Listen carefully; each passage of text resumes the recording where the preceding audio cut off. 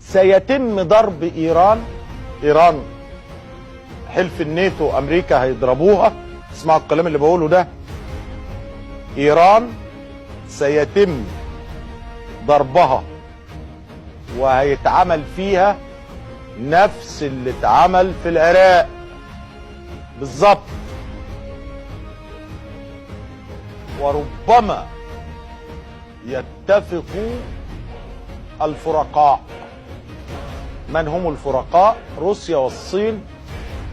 ربما يتفقوا مع الناتو في ضرب ايران. طب ده بعد قد ايه يا عم توفيق؟ في حدود سنه. بعد ايه؟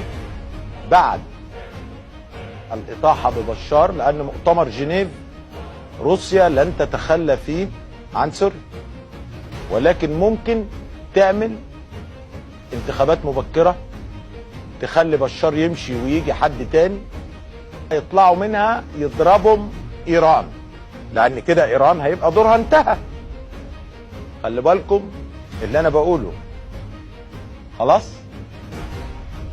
وايران سيتم تفتيتها وهتقعد لها شويه كده في خراب، وتعود مره اخرى دوله وسطيه.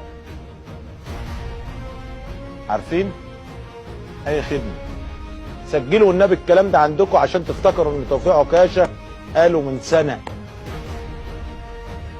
ماشي؟ هتقولوا الكلام ده توفيق عكاشه قالوا من سنه. خليكم فاكرين.